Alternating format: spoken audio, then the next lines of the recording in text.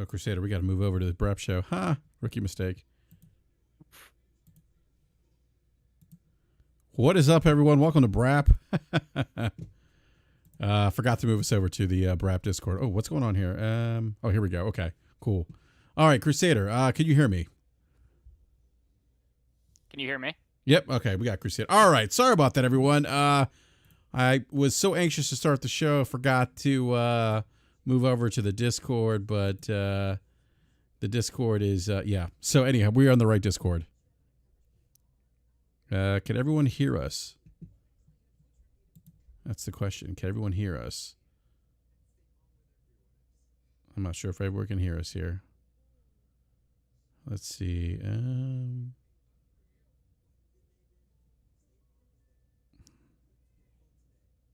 All right, they can hear us loud and clear. Okay, perfect. All right, so I wasn't sure if you guys could hear us, but perfect, because I was getting some, I do watch the stream on YouTube as well to pull it up, so I wasn't sure if it was working correctly, but it looks like it is working, as everyone can hear us, so that is awesome. Anyhow, all right, so it's Wednesday. We're a little early tonight, well, because I actually wasn't planning on doing a BRAP this week, because I was going to go out of town today, and then that got pushed back a day, so I'm actually going out of town tomorrow.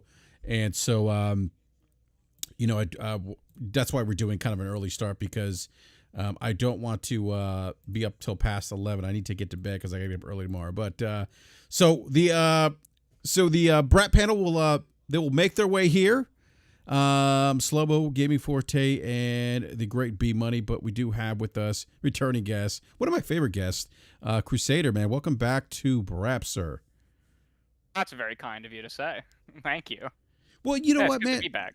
Yeah, no, you know what, man? Like, really, like, it's, you know, it's the one thing I appreciate about having you on as a guest, and, you know, we've done this show, we've done Crossfire together, is that, you know, you have you actually when you have when we have a conversation, it's you're not like, oh, well, that sucks, and that's it. Yeah, no. Like, you're like, hey, I don't believe in that.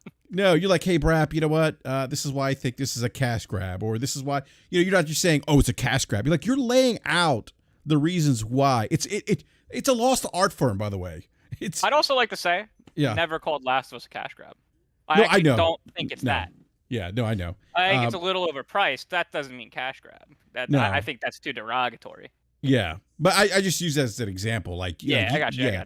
Like, even when you say, you know what, BRAP, I don't agree with the price point. Here's why, right? It's not just the price sucks. You know, yeah. And it's a lost art from this. The ability to have dialogue. It's just, you know, I don't get it. Like, I don't know if it's because of social media, but. You know, I think it's a little bit of social media, a little bit of, you know, with messaging through just like text, you lose tone, and tone's very important in a conversation, because I mean, even online, someone might not be yelling at you and whatnot, but like it might come across as that because there's no tone in my voice, you know, like the famous Penn and Teller video where he's screaming at the dog, but he's saying, "I love you, dog." Right? Yeah. Tone conveys everything, and you know, it's a shame that more people can't just have a civilized conversation. I like being on your show because we can have it. I like talking with Mooch because we can have it there most of the time. Maybe a little bit at the beginning of the last show. Yeah. That last show was interesting, huh? I apologize to everyone who watched that last show for holding everyone hostage for an extra hour at the end there. No. Yeah, no, but it was a good conversation. No, it was a very good conversation. I had a lot of fun. And that's the thing, like, you know, it's also like this idea, I think, that people feel like if you don't agree with me, then we can't be civil to each other, or we can't be friends, or whatever the case is. And it's like, it's so dumb in the gaming sphere. It doesn't matter. No, it does. Like, it's stupid video games. Yeah, and like, love my stupid video games, but that, you know, it's exactly, yeah. And you know, it's funny, like Mooch and I, like, we don't. It's funny, like, behind the scenes, like we have debates on Discord. We get on the phone, Discord, we're chatting. You know, him and I will go back and forth. I might not agree with him on certain things. He might not agree with me. We go back and forth, and and that's it. We just move on. And sometimes it's like, oh, Mooch, I never thought of it like that. Or he'll be like, oh, Brap, you know what? Now I never thought of it like that either. That's a great, great point. I learned, so it's,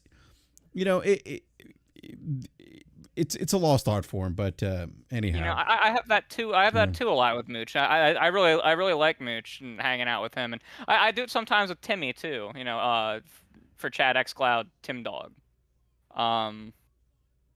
Yeah, I'm happy that I've found some people in the gaming community that aren't just nonsense. yeah, yeah. No, I hear you, man. It's not easy to find those people, and and sometimes it's like, if you don't rock a certain brand or whatever, you're like not part of the clique, and that's just so dumb. I see that too. And we're look, at the end of the day, we all love video games, and that's the common bond that we have. I mean, ultimately that means more than what piece of plastic you play those video games on at the end of the day. So yeah, so you got some minor topics we can talk about before more of the people show up, because I'm sure that I know Slow-Mo's gonna want to talk about the Star Wars news. I was in Twitter Spaces with him yesterday about this. Yeah, man. Yeah. It's funny. He was telling me about the Star Wars thing, which we'll get to later on. And he was like, there's people that even know the names of the characters in that Spaces. He's like, someone's called Darth Revan, like Darth Revis or something. Yeah. And I was like, what? I was like, okay.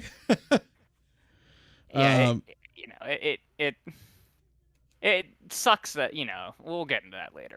Yeah, we'll get into that. But no, there is some. It's interesting. Before we went live, we were talking about that. It didn't seem like there's gonna be a lot of news to talk about. There is a lot of news to talk about. Oh, by the way, what's up, T-Rock? T-Rock and I were playing Fortnite earlier today with Slow-Mo. So, and he was there in the when we were talking about Darth Reaver. Played exactly one round of Fortnite in my life. Yeah, I really had never played. Yeah, you definitely hop on, man. It's it's fun. Like I would say it's like the shooting mechanics are as good as Halo multiplayer, but sure, it's a fun game. But it's a fun game. I've had trouble ever getting into battle royales. Oh, I love them. PUBG, Warzone, but and we'll talk about battle royale and Halo, by the way, later on. So hey, real quick, so Xenoblade Chronicles 3 is coming out for the Nintendo Switch on Friday. It's currently right now to 89 Metacritic, if you follow Metacritic. The reviews have been pretty solid for this game. I am going to pick it up because I feel like I need to pick something up for my Switch because I rarely play it, but I don't know if I'll get to it right away, but it's definitely a game I'm going to play sometime. Are you any interest in this game? I am not. No, okay. So I'm not a big JRPG fan. Oh, that's right. You did say that on trying to get into them. I right now I am playing Final Fantasy VII Remake Intergrade, and I'm enjoying it. But I'm not the biggest JRPG fan. I've been trying to get into them more, but like it's a hard sell for me to get into a genre that I don't necessarily care for a ton. I get it, man. At $60. If enough people are like, this is the greatest thing since sliced bread in my friend group, then the odds are that I'll pick it up. But is it on my radar enough that I'll be watching coverage of it? But I don't think I'll be getting it. I do have a Switch game that's coming out this year that is on my radar. It's my most anticipated game of the year. That would be the Pokemon game. Well, I mean, yeah, no, yeah, no, I'm anticipating it more than God of War, and that has made a lot of my friends mad. But it's the serotonin. It's the happy chemicals of Pokemon. It's not gonna be as good a game as God of War, but like it's those happy chemicals that I've gotten since I was a wee lad playing on my Game Boy Advance to play in the Pokemon games on that. And so like it instantly sparks a sense of joy in me, and the fact that it's co-op, But look, I can't say I'm super ecstatic about Xenoblade Chronicles, but I'm not like derogatory towards it either. It exists. Yeah, no, I get it. I mean, Pokemon is a phenomenon. I mean, let's just keep it. I mean, It really is. It's got a very Largest brand in strong. the world. Yeah, The, no, it like really is. single IP, I should say. There are brands that are technically bigger, but Yeah, actually, I had a friend who worked for Pokemon in their human resources department in Seattle, Washington. I guess they have a location out there, an office, and she used to work for them. Um, so I used to see some of the pictures she would post of like company parties. Pretty cool stuff. But anyhow, yeah. So that's coming out on Friday, and just happy to see Nintendo getting some newer content. At least for me, the Nintendo Switch has kind of been non-existent in my life right now. I actually got my Nintendo Switch back in January. Okay. I only own like 5 games for it. I've been slowly but surely making my way through Metroid Dread. That's a really good game. Yeah, Metroid Fusion, which is technically Metroid 3, with Dread being what is it, 3 or anyway, Dread's the sequel to it. I can never remember what the numbers are.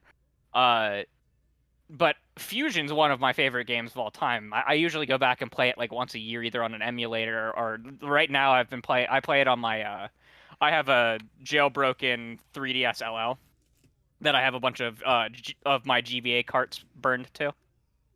Nintendo is going to come after you now. Nah, you just say jailbreak, like, Nintendo. They're listening. It's like they're like the CIA. Pirated. Nothing's pirated. Everything. I took my own carts. Everything's legit. Made my own ISOs. Didn't distribute them. Loaded them up on that machine just so I could play them there.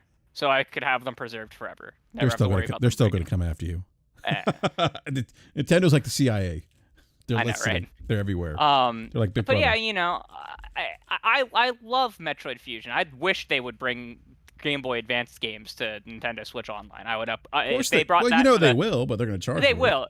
If they bring it, if they add GBA to the stupid expansion pass to Nintendo Nintendo Switch Online, I will upgrade to the expansion pass and play the GBA games. I love the Game Boy Advance. One of the best consoles ever made.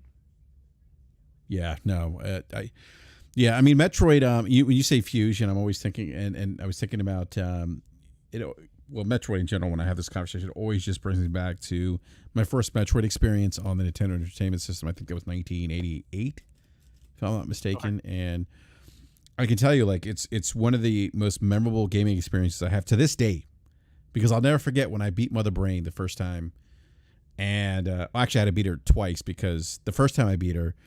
And I don't know if you played the first Metroid. But I have. I did not play it on a Nintendo Entertainment System though. You playing it in '88 was 8 years before I was born. Okay, well I'm old. That's some differences for the chat here. I'm a young bull. Yeah, I'm old. So no, like so that you beat Mother Brain, and you know. First of all, like it took numerous times to beat her, and you basically games are hard. No, those games were hard. I mean, there was no there was no checkpoints per se or anything like that. You had to, yeah. So I finally beat her, and I'm like, all of a sudden, I'm like, she explodes. I'm like, yeah, I'm done, and then all of a sudden, a countdown happens. I'm like, what? And it's like you have to escape the facility now. So now this countdown is happening. And you just beat this game. You got all this adrenaline. You just beat this game. And then all of a sudden, like, there's these platforming elements to the game where you kind of have to jump up these platforms to get out. But there's a timer. So I'm literally, like, freaking out. My hand is shaking. Like, trembling. Because it took me so many times to beat Mother Brain. I finally beat her. Now there's this countdown. The shit's about to blow up. And I start missing the platforms. I'm not timing the jumps right. And it's this panic. And it's just full. My hands are shaking. And I blew up. And then finally, I beat her again. And then I was able to kind of make my way out. Then you get to the end scene where you see Samus and takes off her helmet, whatever. So that's my first Metroid experience. Just and it's again one of the most memorable experiences that I've ever had in gaming. Even all these years later, 35 years later, or 34 years later. But anyhow, so I'll pick up Xenoblade Chronicles 3. I did pick up the second one. I didn't finish it maybe I should go back to that. But I'm definitely going to pick it up. So, by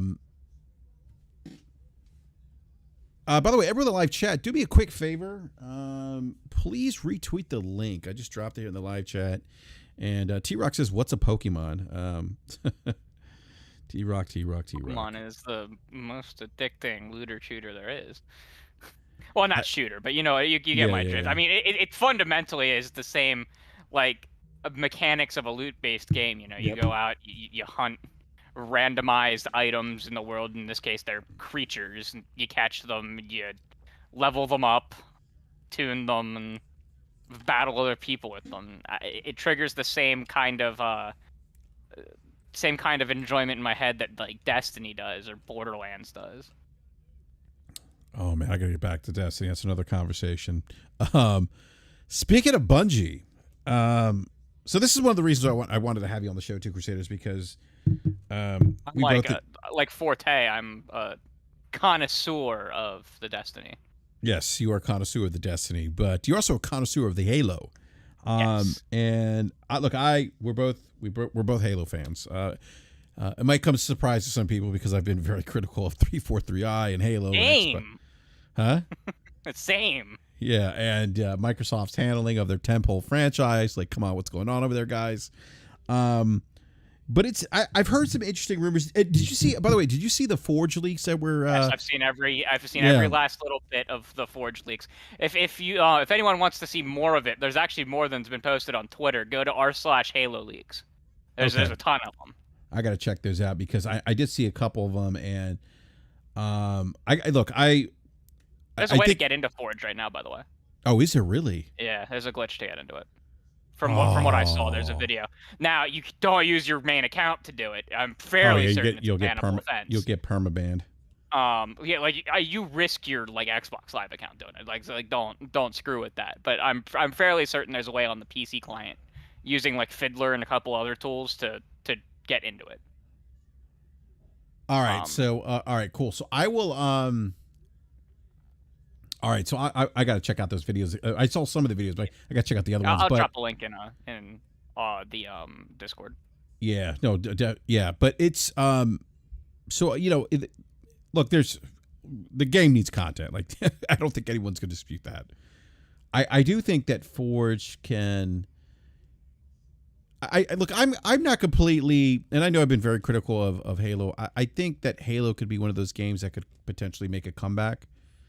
I don't even think it's a maybe. I think it will. It just needs the right combination of things. Or like, I shouldn't say will. I think that 343 needs to do the right combination of things, and there's an exceptionally easy path for them to do so. They just need to do it, and I'm not sure that they're going to. Does that make sense? Yeah, no, I would agree with you 100%. Like, I think there's things they need to do, and I will, we'll talk about one of those things that I think they need to do. That I had a discussion with Game Logic about as it relates to like, can Halo have a comeback or make a comeback? But I think Forge is a good start. I think the PC, I think especially in the PC community, they could really create some compelling experiences which can kind of shake up the look. As much as I enjoy playing Halo multiplayer, like there are times where I'm frustrated. I'm like, they nail the gameplay mechanics, but geez, I'm tired of playing the same maps or not being able to only play Team Slayer.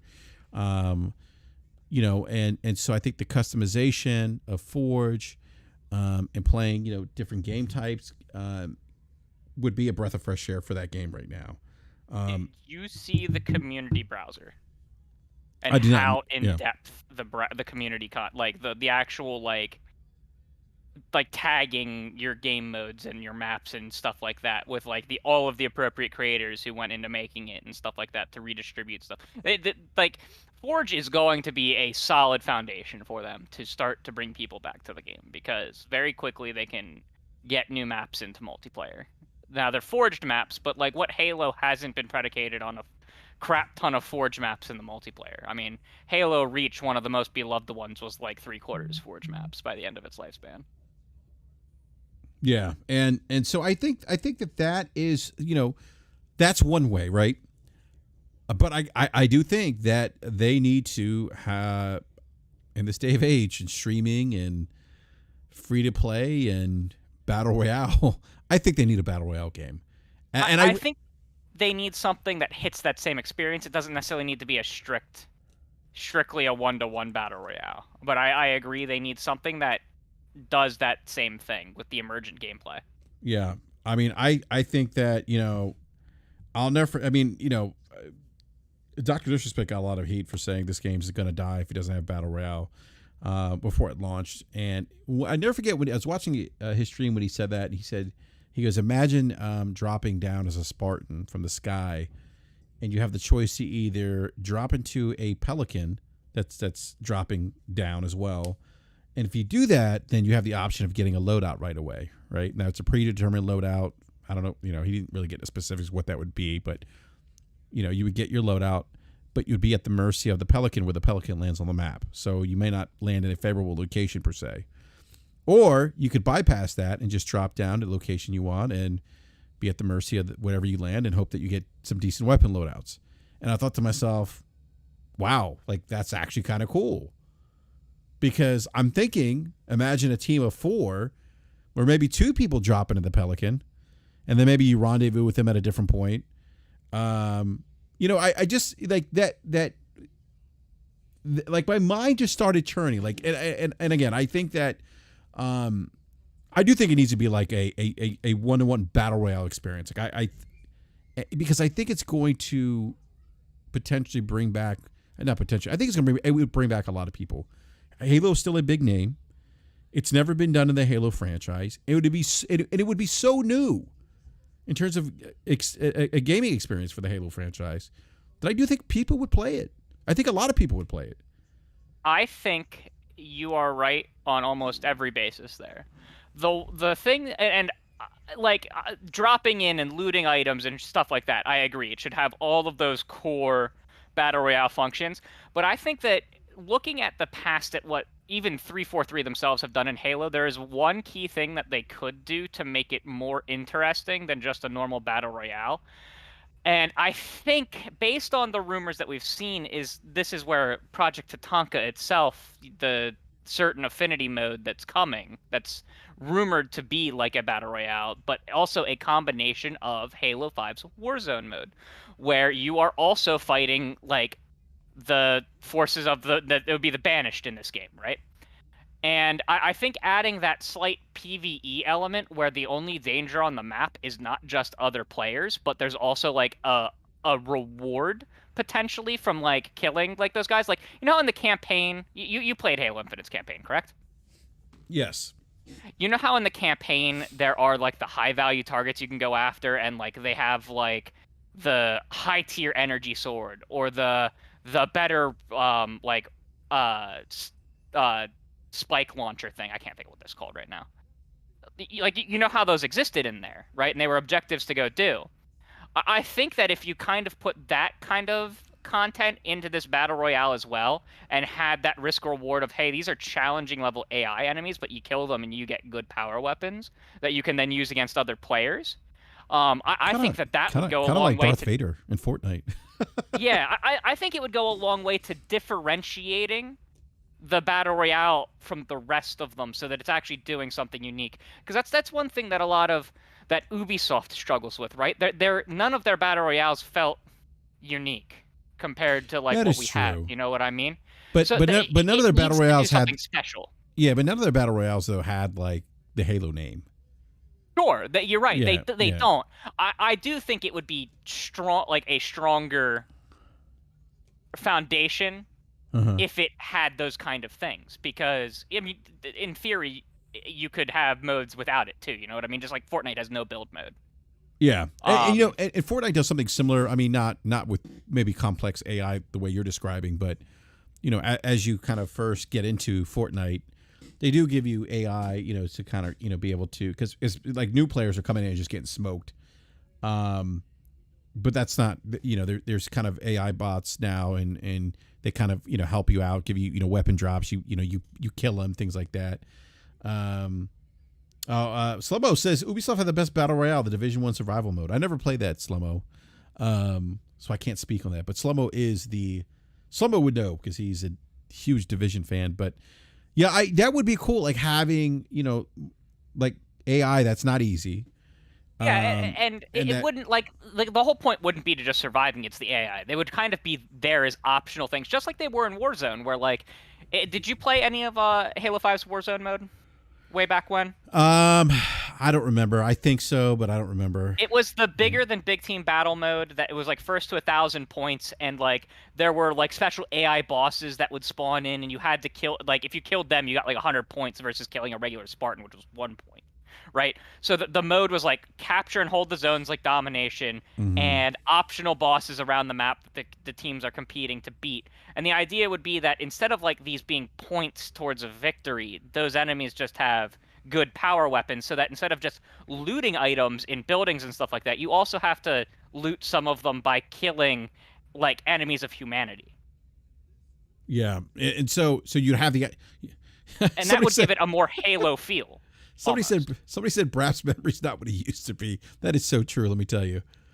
Warzone sounds familiar, by the way.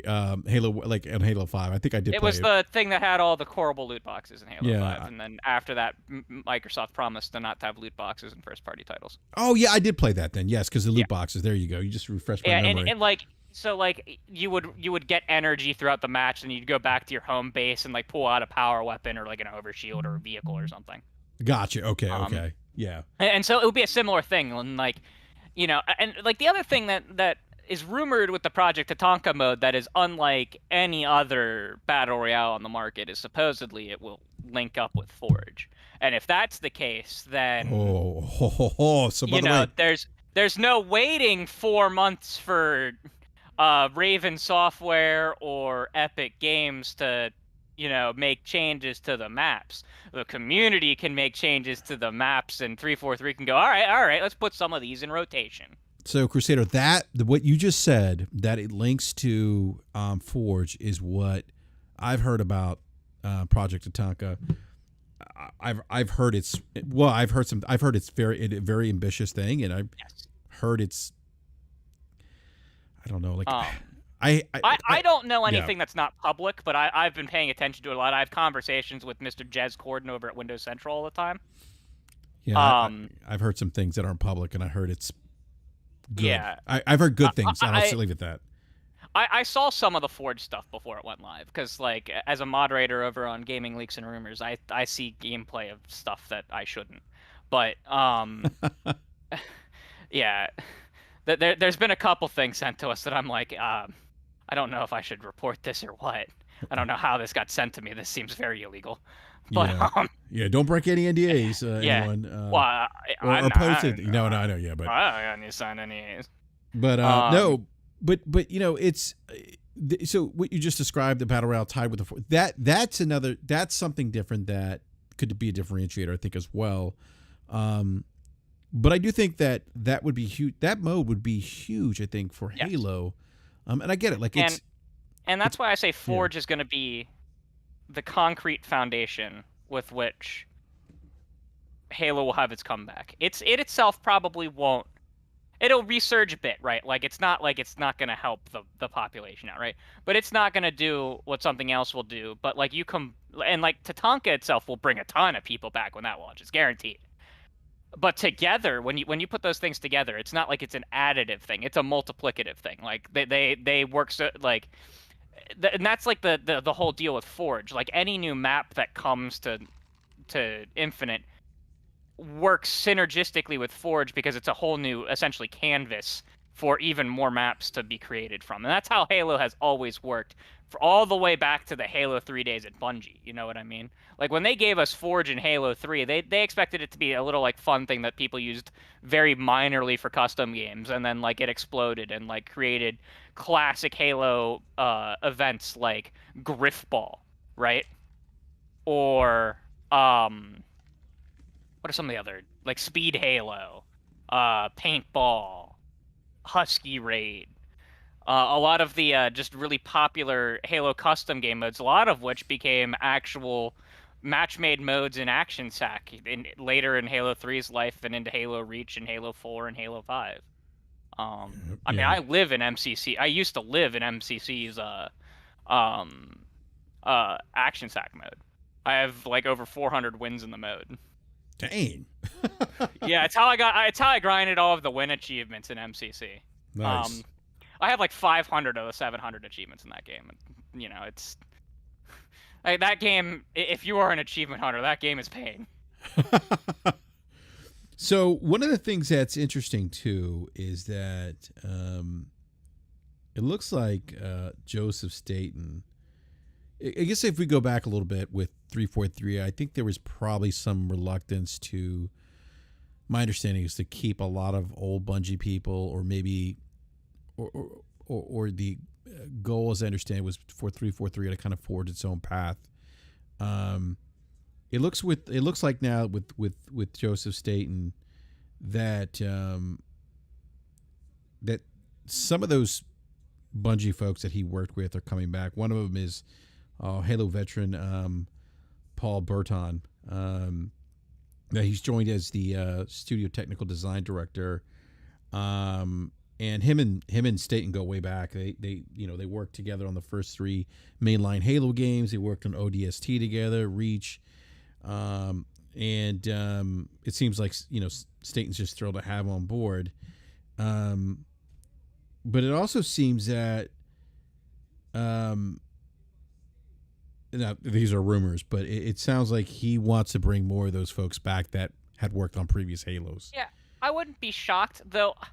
I that report that they didn't want to hire 343 employees or like former Bungie employees, that seems so weird to me because it's run by former Bungie employees. Like that's who Kiki, Wolfkill, and I can only call him Beamish.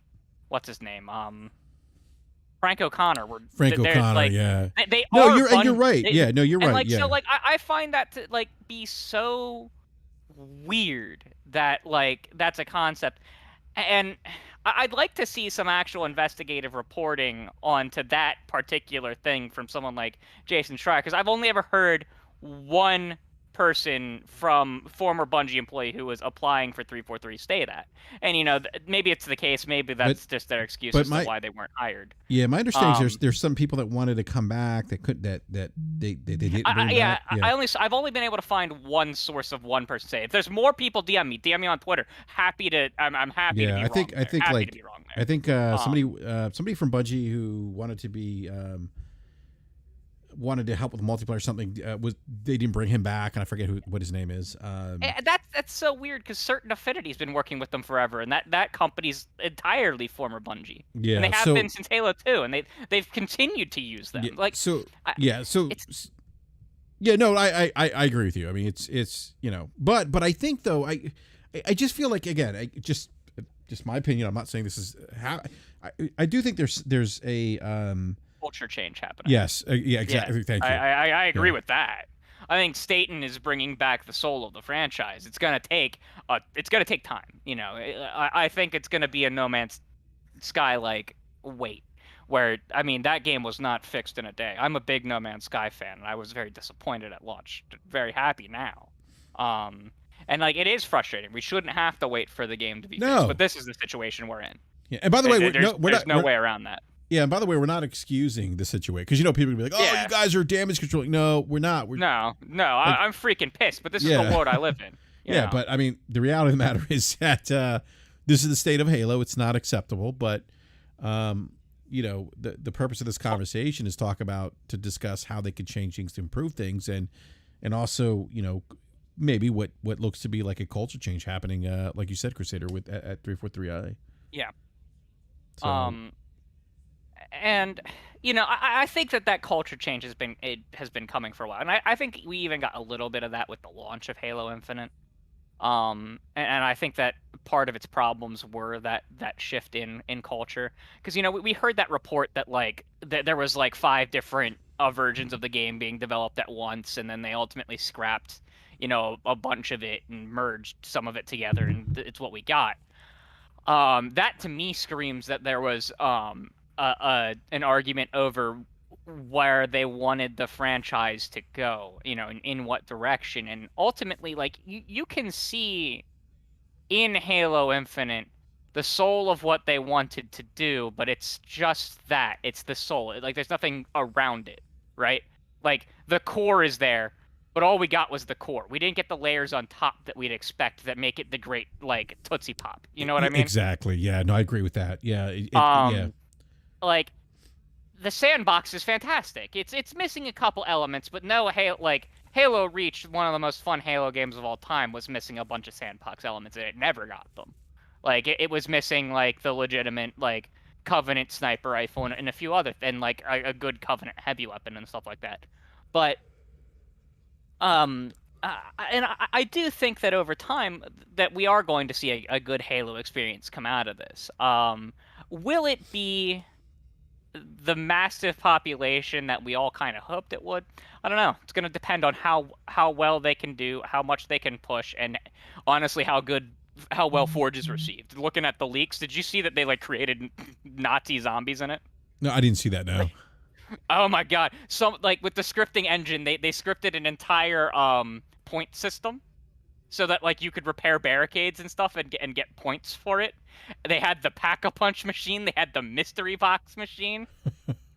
It is the craziest thing I've ever seen. Like what you can do with it. Like, and this isn't just hopes and dreams. This is like visually watching someone using Forge on their computer right now. And we know Forge is somewhat public, right? They've told us that it is flighting. For C-Fresh, is there a zombie mode? I don't know if there is if there's going to be infection or not. Like, I don't think that they can really even export much stuff with the content. I would assume that infection would be hitting sometimes close to, if not launching with Forge, because it's a core Forge mode. But they were just showing that that you could do this, and with the fact that you can kind of do low-level AI scripting, we saw that as well. Mm-hmm. And we know there's AI in multiplayer. You know, there's the bot Spartans. Yep. You could theoretically have the bot Spartans running at you with swords, and with the game mode, alter how much damage they do on their team versus you on your team to make it so they don't just one-hit you with the sword. You could have a legitimate. It seems like we could legitimately see a forged horde mode coming in the multiplayer. Mm-hmm. Which is hilarious to me. We've also seen a kind of firefight light as well within the leaks. It looks like you can script spawning of like grunts and stuff. Yep. And instead of being bespoke maps like Firefight was, it's going to use the multiplayer maps, which is something that we've seen before in games like Mass Effect 3. I don't know. Did you ever play Mass Effect 3's multiplayer? No, I never got into it, man. It's the worst, best multiplayer of all time. I spent way too much time in it. It's just a simple horde mode, but it takes place on. You've played Mass Effect though, right? Yeah. You remember the N7 missions in Mass Effect 3? The simple like you go to like the mini base, you run around for a little bit, and then you extract. You know what, man? Like they're just little side quests. Yes. Yeah. I do remember those that. are all on the multiplayer maps. They cross-utilized them, and so it looks like from the leaks that that's how they're going to cross-utilize for like a PvE mode, which is something else that Halo Infinite needs. Now, Halo 5 didn't have one at launch. It came later with Warzone Firefight. But it would be very nice to see like a PvE mode that isn't campaign, that is match made, right? And I think we're going to get that too, sooner rather than later.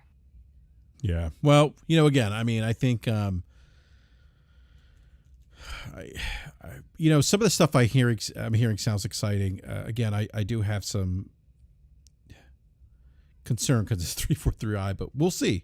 We'll see what happens. At least Tatanka's not. That's the good thing about Tatanka. Yes, that's true, yes. Tatanka's certain affinity. Yeah, that's certain affinity. And Forge, when they haven't let me down with Forge yet, and it doesn't look like they're letting me down with Forge now. No, based on literally what I can see. It's not even like speculation. No, I think they're gonna nail it with Forge based on what I've seen and what I've heard too. So, but I do want to move on to a game that just what's up, Slow-Mo? What's going on, man? Slow-Mo. Yo, what's up? Can you guys hear me? Yeah. Were you playing Couture? And did you play a Darth Revis? General Malik. Revis? And Darth Malik. Darth Malik. Yeah. with that hero Reaver, you know. Oh my gosh, like these Reaver. people out here, man. No, I wasn't playing any couture. You know, I was just kids just got home from the in-laws house, so trying to get the kids situated and stuff. But sorry, I'm running a little late. What did we outside of making jokes on these fake Knights of the Old Republic fans? What are we talking about? Oh, we were We talking a little bit about Halo. Yeah, Halo and Oh, Forge and stuff like that. Battle Royale mode for Halo, kind of like that yeah, stuff. the game I am um, quietly boycotting until some changes are made. Yeah, Same. yeah. I've heard some things recently. Some people in the know, and it looks like, as far as what I know, some long term plans have been put into place that are going to be beneficial for 343 in the long run. But in the short term, if you're expecting like a change in the cadence of content, a change in how quickly they fix issues or bring changes that the Halo community wants. You're probably not going to get that like in the near future, unfortunately. I think like Forge is going to be great. Um, I still can't believe they had to do a beta for co-op, but here we are. But outside of that, like some like new campaign content, it's a long way off. Uh, just like the changes that Staten wants to bring, it's going to be a while before we get that stuff. And frankly, I would love if like some leadership change happened ASAP, and not with Staten, but with like some of these other people who clearly should not be in the position that they're in right now. Like they should just go. Like please, just go. So, but until they're until they leave, I'm just gonna keep playing everything else that I enjoy in PvP, which isn't Halo Infinite at the moment. Yeah, no, I hear you, man. All right, It's so so depressing how bad all three of the FPSs were last year. Oh yeah, yeah, they were yeah. pretty bad. It, Yeah, it's It was a it was like the trifecta golden year of of fail. competition, and they all flopped. they Yeah. flopped big time. Yeah, yeah. Um, Slomo, I was about to discuss a new Marvel game, Black Panther. Jeff Grubb announced this on Monday. Black Panther is apparently in development and being going to be published by EA. Um, when I heard EA, I kind of raised an eyebrow. Um, Now it's Yeah. my understanding it's gonna be like an open world RPG type game where you Mm-hmm. the Black Panthers die, Single you're trying to player. fill his shoes, single player, um, published by EA. Any are you guys concerned that this is being published by EA? Somebody in live chat Yeah. says don't screw it up, EA. Sam Walton, by the way. I'm What's I'm up, man? definitely concerned for a few things. One, EA. Yeah. Now, granted, I don't want to be too hard on EA because EA has made some changes in the near future. Please, people in the chat, don't crucify me for saying this, but we have to acknowledge that they have acknowledged their mistakes. With BioWare, they're no longer forcing BioWare to put multiplayer in their primarily played for single player RPG experiences. So that's good. They realized that was stupid, and they're no longer forcing BioWare to do that. They are also no longer mandating all of their developers that are under them have to use a Frostbite engine, which is also great because Frostbite engine is trash. Um, but also I mean, Respawn has really been like their saving grace for the last 5 years, and uh, having Vince from Respawn be in charge of other divisions and other studios to kind of get them on the right path is probably the smartest move for them. All that said, EA is still the same publisher that's out here pushing for loot boxes and every daggone thing. Well, not everything, but like clearly in the two biggest games that they have and the two games that bring them the lion's share of their revenue. But then there's also when it comes specifically to Black Panther, I do like that this new studio that's unannounced are formed of former Monolith developers that worked on Shadow of War and Shadow of Mordor, I mean, that seems to be like the kind of games they worked on before. Kind of seems to work for what they're trying to do with Black Panther, but that's it. I don't know if it's the wording of some of the articles that are out there, and I didn't quite hear what Jeff Grubb said explicitly, like himself, in regards to it. But there is some concern with me when they say some of the story parts here is that the Black Panther has been killed, and there's going to be a new Black Panther introduced in the game. But then they said not necessarily T'Challa, and then they said the players will assume the role, and I'm like, whoa, whoa, whoa, whoa, whoa, whoa, whoa. This sounds so much like a character creator, like a character created player, so that you, the player, can lead the Black Panther. Frankly, I don't want that. like this this may sound terrible to some people. I don't want y'all to be able to be the Black Panther. Who's y'all, Slomo? Are you saying you don't want Enrique? You know who y'all is. You say you don't want Enrique to create a Latino Black Panther? You're damn right. That's what I don't want. Come on, man. Yeah, that's You telling me that my Latino Black Panther can't be 6'5", skinny with tattoos? I'm telling you that in a day and age where every time a character is introduced in the MCU and it's not exactly like the character in the comic, down to the hair on his head, to the race that he is, there's a problem. But all of a sudden we're supposed to be cool with having people to be able to create their own player to be the new Black Panther of Wakanda, when people definitely going to create, like, I mean, let's keep it about it. People are going to create white people. They're going to create Asian people. They're going to create Hispanic people. There's going to be all kinds of weird stuff here, right?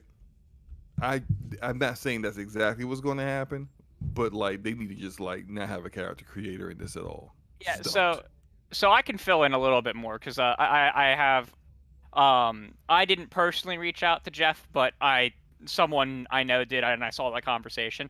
Jeff has no idea who the Black Panther is in the game. He just knows that the basic concept is that like the former Black Panther died, and that like the whole point of the game is like the origin story of the Black Panther. No idea if there's a character creator or anything like that. He wasn't trying to say that there was or anything like that. And I mean, yeah, even if we go based I on, know that was I didn't think he was yeah, trying to implicate that or anything. It's just that like um, that's what some people have been drawn to the conclusion yeah, of, and I'm just like, I, I I hope think EA is that'd be dumb. not this silly. Like I hope Yeah. EA is not this dumb, you know. But So, and one thing we don't know, we know EA is publishing it. Do we know if they own this studio or if they are like externally publishing it, like they do with the It Takes Two company, and the no idea, but I would say I would lean probably towards they or they, don't own them, yeah, okay, because I mean think about all the studios except for BioWare, because they kind of like Hostile took over BioWare, but like all the other studios that they have under their belt have been studios that they kind of courted and published as and those they were independent studios initially, and then they eventually bought them like Respawn. So like I think it's probably more like that, or they were a studio that they just created on their own. I think the studio, like the develop, what's the guy's name? The guy that used to have his own studio, V1 Interactive. They had one game that bombed, but I excuse me, the didn't even. lead Oh, I guy. know who you're talking about. Yeah.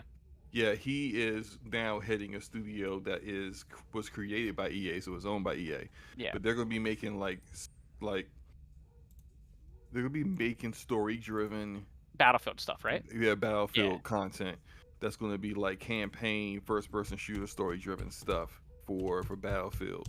But that's a studio that was like they basically just gave him the keys and was like, build your own team, get it done, kind of stuff. I wonder if they did Um, that here. but possibly, yeah, that's Um, definitely a possibility. Yeah. yeah, because and I know a lot of people are mad that like because they think it's T'Challa who died, and like looking at the MCU, I mean, this will be the second time that a Black Panther has died and someone's assumed the role, because that was the whole plot of Civil War, right? T'Chaka dies, and T'Challa Mhm. becomes the Black Panther and assumes the Right. role during that movie, and then goes back, and in the Black Panther movie, they do it like a fit like the official ceremony and everything, right? Mhm. Yep. So like, I don't think that this is even a sign that the character won't beat T'Challa, because like a lot of people are like they get that Chadwick passed away, but like, does that mean that the character should forever be just like ignored? And I'm like, I didn't get that from this, because that's literally T'Challa's origin story. Like in Yeah. every version of the I comics, actually his dad didn't died. agree with Marvel Studios choosing to not recast him. I mean, look, like I thought Chadwick was an amazing actor. Like, just out, think about all the work he did Yep. outside of the MCU.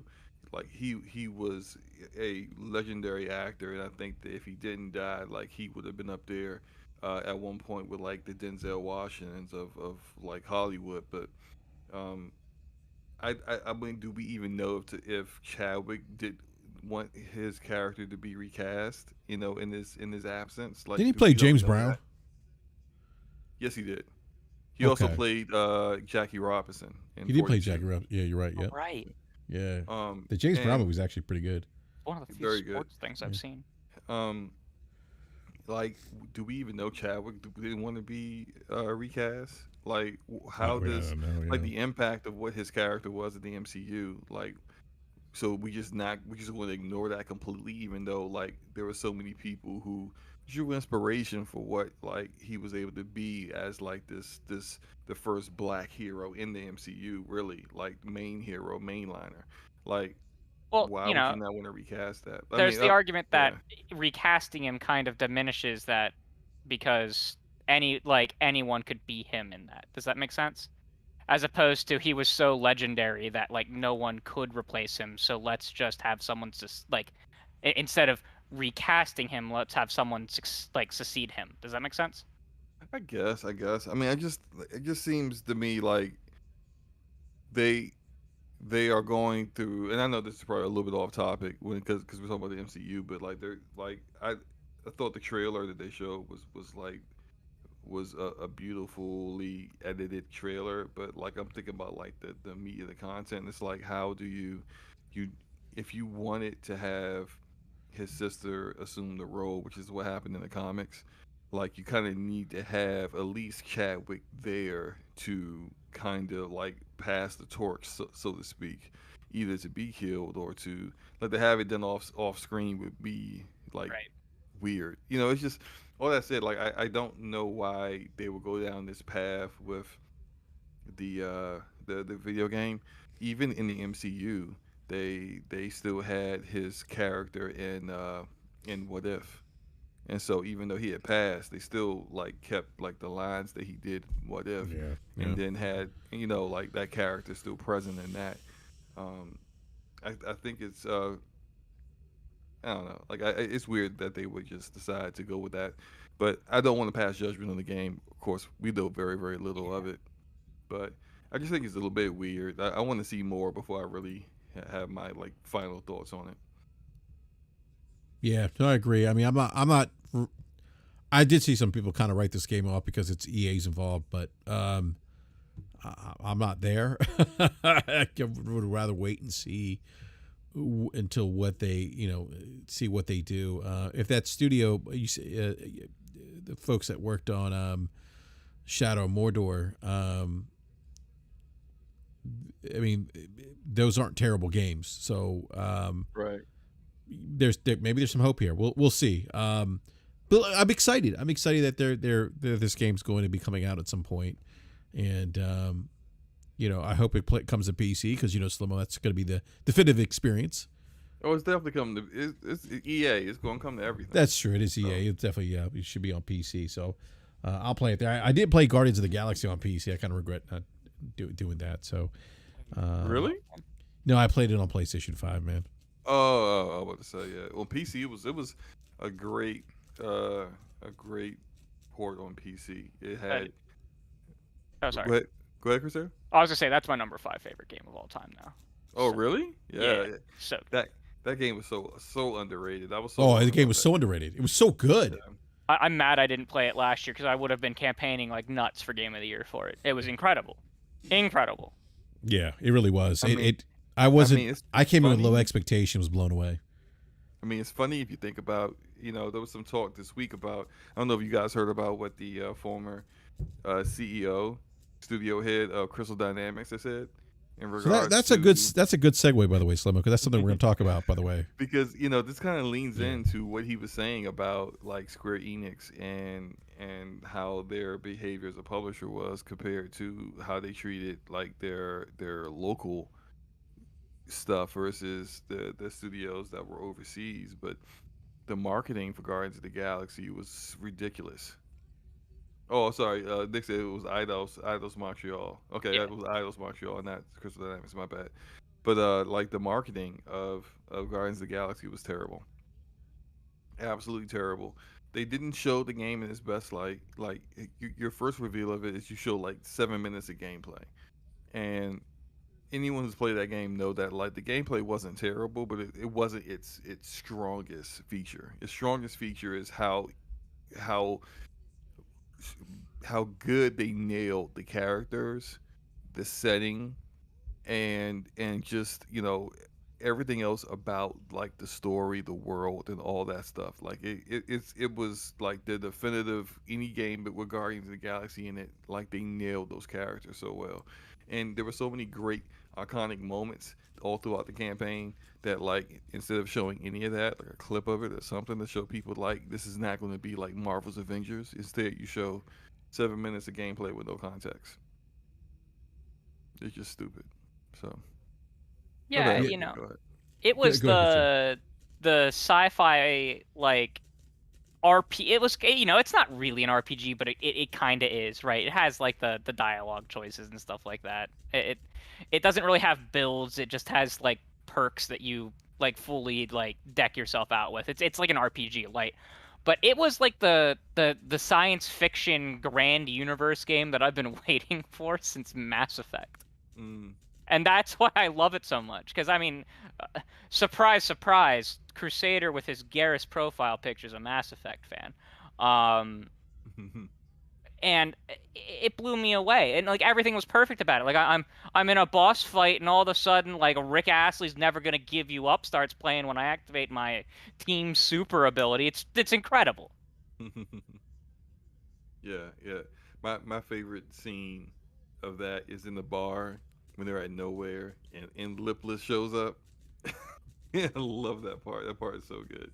And it's like someone who can completely miss that part by just not going to the bar at that time. Even actually no, I think you have to go there in order to talk to the Rocket because there's an issue with Rocket, which is great because how like Rocket and Star Lord are always nipping at each other and arguing with each other. Like that bickering is in Guardians as well. It's such a great game, and they did a disservice with the marketing. It comes out, it basically starts to generate sales based off of word of mouth because people were generally ignoring it. It goes into a couple of streaming services, or not streaming services, but like subscription services, and people start to pick it up. But then still, Square Enix is all game, failed to live up to expectations. It was a disappointment. I'm just like, I'm waiting for them to say Babylon's Fall was a disappointment. Yeah. What's up with that? Yeah. It's I got don't know if you four guys- people. Well, Four yeah, people on Steam Poor right now. people playing Yeah. on Steam. That's But terrible. you have yet to say that's a disappointment. Interesting. If Forspoken fails, I want to hear them say that game's a disappointment. When Luminous Productions is a in-house, when I say in-house, Square Enix Tokyo in-house studio. Like I want to hear that. Like I want to see the same energy that you gave to your overseas developers being given to your in-house developers that don't live up to expectations. What's up with that? So Yeah, no, it's that game, that game just, again, I think why I say kind of like, exceeded my expectation. I think part of that's because the marketing was like, for me, was non-existent for that game, at least for a Marvel franchise that, a popular one at that, the movies too. I don't understand where the effort was for them to push that game. I don't feel like they really did, because when I got my hands on it, I'm like, oh my God, this game's like, it was one of my favorite games when it last year, and it seemingly almost came out like nowhere, which is crazy because it's Guardians of the Galaxy. So yeah, but no, that that article you're talking about, Slomo, where he talks about kind of he wasn't surprised at the founder of oh my god, what it said, he was the founder of Eidos Montreal. Eidos Montreal. I was kind of like, yeah, he wasn't. He was surprised by the price tag, but not necessarily shocked at the fact that it got sold. He did say that that Eidos or Eidos had great tradition of development. Didn't have kind of a great knowledge in terms of selling their games. You talked about Deus Ex, which I think is if you haven't played Deus Ex, play it. I always enjoyed the Deus Ex games, but I think the last one, while I enjoyed it, I don't think it sold very well. Filled. What's that? It was loot box filled or microtransaction. It was filled. microtransaction filled. I know there was a ton of microtransactions in it. Yeah. But I think the more interesting thing of what he was talking about was how he was saying that he thinks that that Square Enix is trying to make themselves a more attractive acquisition to Sony. Yes, And I was going to say that. Yeah, they were getting they priced all that IP in those studios at such a discount to Embracer in order to try to, as quickly as possible, get rid of the things that Sony were not interested in. And that would make sense to me that Sony would not be interested in, say, like a Crystal Dynamics that is a very good developer, but they're most known in the past decade for a game that's extremely similar to an IP that they already have with Naughty Dog, or some of these other studios that Sony probably isn't really interested in taking their IP and doing anything with it. So that makes a lot of sense to me. I do kind of wonder if that does end up happening. Does Square Enix still publish games at that point, or do they just become a development arm of Sony? I would argue they'd still be a publishing arm because a lot of their smaller games, like Octopath Traveler, Kill a Kill, I think, or was it Live a Live? Not Kill a Kill. Live a Live. Yeah, Live a Yeah, Live. it just came out on Switch. I think Triangle Strategy is another one, right? Those little games are big hits on the Switch, right? Mm-hmm. And that's a lot of a chunk of revenue that Square Enix makes is off of these ports to the Switch, right? Of like the 2D JRPGs, and I think it would be similar to, but not quite the same as Bungie, right? Where a lot of the games would probably still end up at least on the Switch, right? And probably a lot of the games would end up on PC at launch too, that were already. And maybe they don't keep the publishing arm separate, but I think it still exists. Does it maybe the publishing arm itself merges and gets flattened, and people some people would get laid off and whatnot, which is never a happy thing. But it merges with Sony Interactive Entertainment, right? It's not computer entertainment anymore, right? Yeah. And merges with that. Yeah. See, the problem that I see is getting that acquisition through Japanese regulators, not because of video games, but because a lot of people don't realize how big Square Enix is in the in anime and manga, and how big Sony is in those fields as well. Sony owns both Crunchyroll and Funimation. They have a near monopoly on the Western distribution of anime, and I wouldn't be surprised if Square Enix had to spin off those divisions for an acquisition to happen as well. Because that's an actual problem. People will say all the time that X company buying Y company is massive consolidation. Sony has massively consolidated the anime market, at least the distribution of it. Man, not maybe the creation of it, but the distribution of it. Yeah, definitely not the creation. The creation side of it, I don't think they own any of the. They don't, but the distribution is quite bad, and I don't know how well how that. I don't even know if they necessarily want that part of Square Enix. So that would be very interesting. But that would be a problem. Which, if you see Square Enix siphon that off to another company, then odds are absolutely. I'm shocked they didn't try to buy Eidos though. And the reason I say that is Sony has a distinct lack of Western RPGs, just like Microsoft has a lack of Japanese RPGs, right? The closest thing they have is Horizon Forbidden West, which it has RPG systems, but it's not the same kind of thing that you expect from like a Western RPG with like branching choices and deeper systems and actual like semi build crafting where like one playthrough you're playing is one thing and one playthrough you're playing is another. It's more just like a toolkit. It's an action adventure game with RPG like elements tacked on. And Eidos Montreal is a huge RPG maker. Like that's their whole shtick. Like that's what Deus Ex was. Mm-hmm. And I'm surprised that Sony wouldn't have been interested in Eidos specifically, right?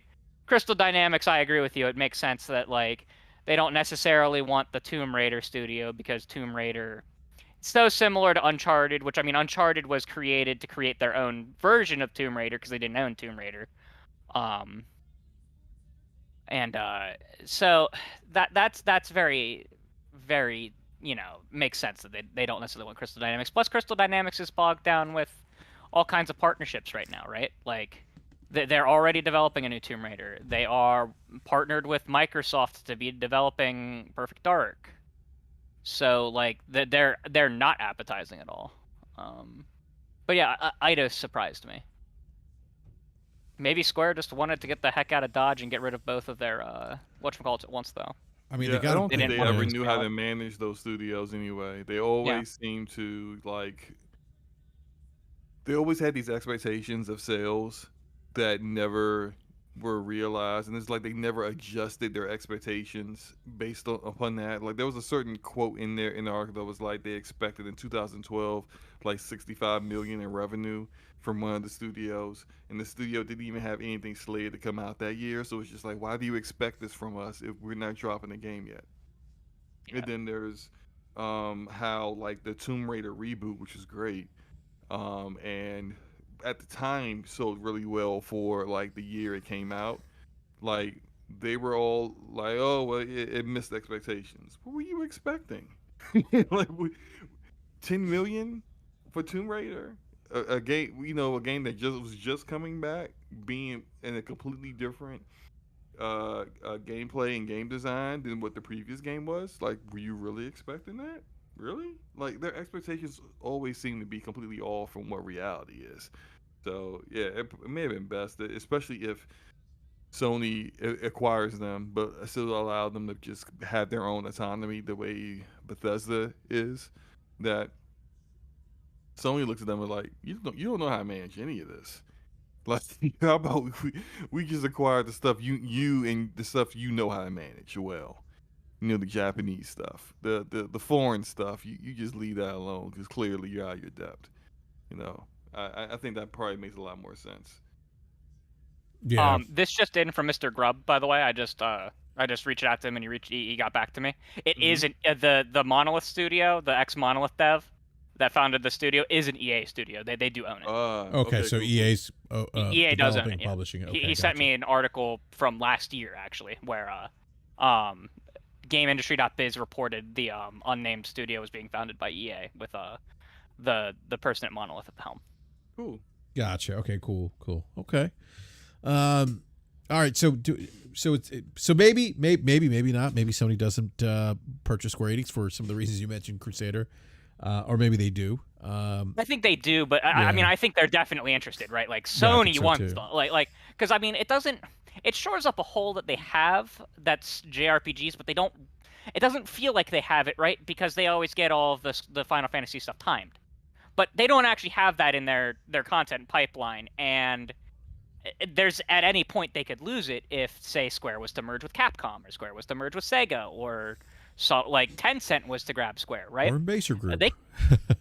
I don't know. It's almost too big of a fish for Embracer Group. I would lean more towards a Japanese company, grabbing them only because it's a much easy. It's not that foreign companies can't buy them, but it's much easier for a Japanese company to merge with another Japanese company under Japanese law.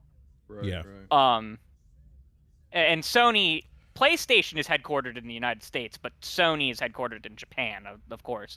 So like it's not a hard acquisition for them to make in that term. I mean, they're a big, it's a big traded company, right? Like Square Enix is a decently sized, especially within the Japanese tech sphere, publicly traded company. So it's not the easiest M/A deal that would go to go through, right? But like say like they merged with Capcom, well suddenly all of those partnerships could be gone because the people who were in charge of Square Enix might not be leading them anymore. Like the existing ones will still happen, but with the future ones. So locking it down and bringing all that revenue in-house so that like you're not paying money to get this and then getting some back from the sales. Instead, you're not paying that money at all.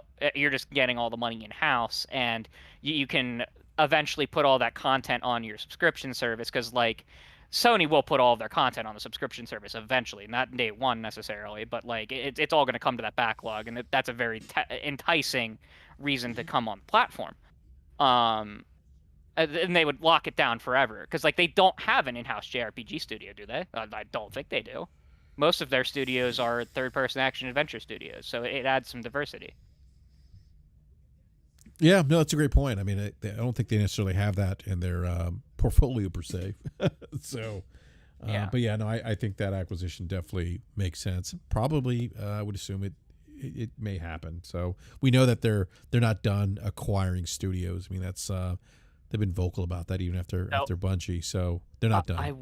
I would say to hold off on expectations of anyone buying anyone with the kind of global recession we're entering, because inflation might hurt their wallets, but having the money on hand while consumers aren't spending as much might be more important. That's another thing to consider. Yeah, no, that even true, though they yeah. were courting them, doesn't mean it's going to happen. Not even because they don't want to, Yeah, but because yeah. they physically can't, because it would be too risky. No, that's a great point. I do want to move on to another topic here. So, well, let me talk about. Okay, well, I think we're gonna skip with this. We're gonna skip this topic. I was gonna talk about PlayStation VR2, but I'm gonna save that for another time because of time constraints here. I do want to talk about Meta. All right. So, first of all, I hate the name Meta. By the way. Terrible. What's that? Terrible. Yeah, I They're Facebook. Yeah, this you're entire Facebook. time, by the way, I'm gonna call them Facebook this entire night. I'm still going to call it Facebook you, too. you don't want to talk about PSVR2, but we want to talk about what, Oculus Quest? The Oculus jumping in price, like the first time for like a technology consumer product to jump in price without a revision. I did not know this. They Oh yeah, raised they it by just $100. $100. Glad I bought one in. Well, this is when in January, and have yet to barely have used it. this is why it pays to adopt early. Now we did talk about this on Twitter. When we heard about this News Crusader, and I was like, yeah, it's not uncommon for prices of products to go up. We see this often at times with other products, but what's interesting here with VR is that the market is still fairly new. They're kind of mid-cycle with the Quest 2. It's not a mature market per se, and they're increasing the price. So basically what's going to happen is starting August 1st, the 128 gigabyte version of Quest 2 is going to cost $399, while the 256 gigabyte model will cost $499. Now the 128 gigabyte version used to cost $299 right now. The 256 costs $399. So if you're going to buy Oculus Quest, you're thinking about it, you have until this weekend before the price increase kicks in. Now, Meta is throwing in Beat Saber, if you're interested in that. But this is kind of interesting. It's definitely an interesting move. It's going to be interesting to see how the market responds to this. But it does seem like maybe this move was had to do something with. I don't know if you saw their uh, their recent financials, but they lost about 2.81 billion operating profit from Meta did from its AR VR metaverse segment during this quarter alone, compared to 2.3 billion a year ago. So, Yeah, so they're it's not been getting sales. so it's been losing money. Yeah. It is the top selling, but here's the interesting: it is the top selling VR device, the Oculus Quest 2. Yeah, like the device is selling, but the software isn't Well, selling. the software Like, is selling. There's just it's not like the PlayStation where the PlayStation 5 launched with 5,000 different units of software that you could buy plus microtransactions and stuff like that. How many games are there for the Oculus? Probably less than like 200? Maybe probably, less yeah. than 100, right? Hmm. Like it's not like and not all of those games are full price $60, $70, pieces of content. They're some of them are much cheaper than that. Yeah, And like $15, $20. Yeah, yeah, and I don't think that do they have a massive in-house development team? They do. Like they do have in They have house. Yeah, go they ahead. they they have in-house, acquired. but They, how much is like percentage-wise of the games are coming from them? probably not a lot, which is I Yeah. think part of the problem because like you have a developer that they acquired like Ready at Dawn. Ready at Dawn, back in the day, did the Order 1886, but since then they had made a couple of VR games for Oculus. The what's the name? The Echo games. And the most recent one, I mean, looks like it's up there when it comes to visuals with like Half-Life Alex. Like it's an amazing looking game. I've only played a little bit of it.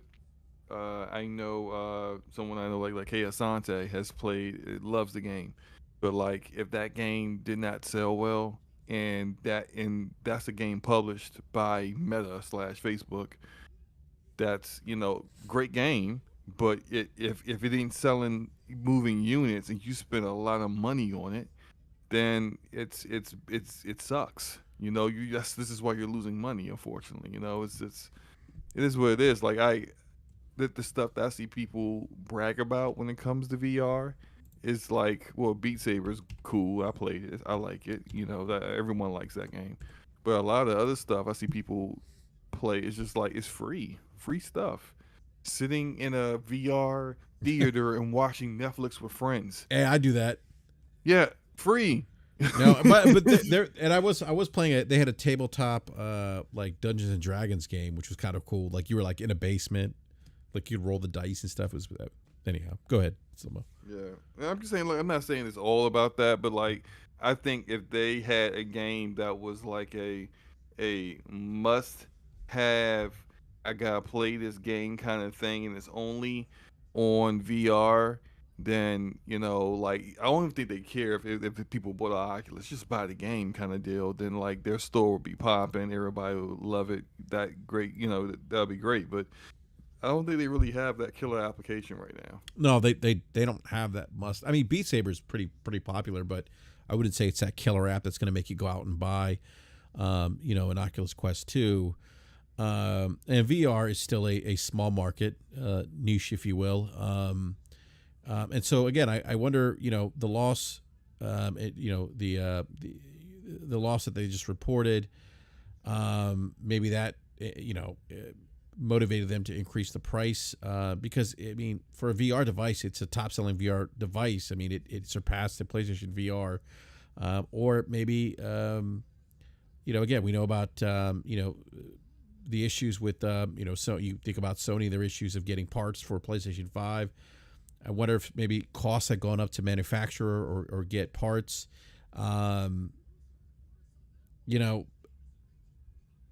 Yeah, I mean, it could be any of those things. I It's see what just you mean. interesting. Yeah, yeah. I mean, it just I just think that anytime you increase the price of a product with no actual like additional benefit to the consumer that has to assume that cost, is just not a good look.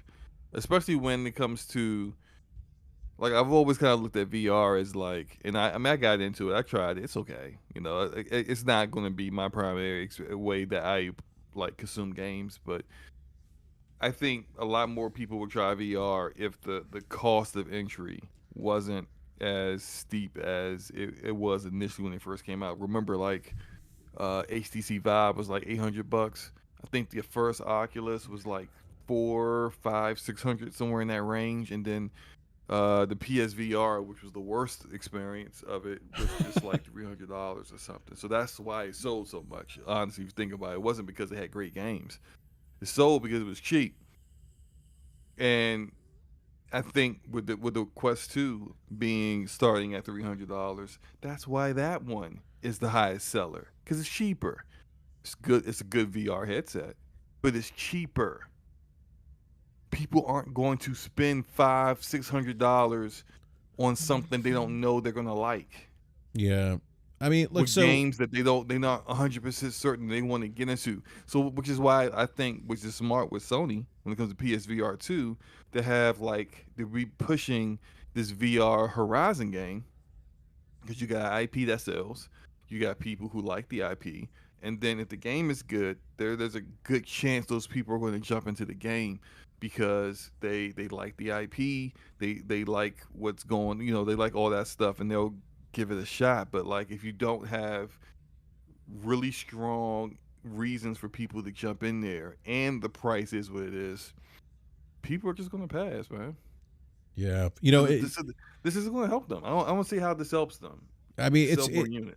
yeah, it's going to be interesting. Like that's why I said I wonder how the market's going to respond. Some of the live chat, Arsenic Steel, increase the price with no benefit is not a good look? Question mark. Then the entire consumer market isn't a good look right now.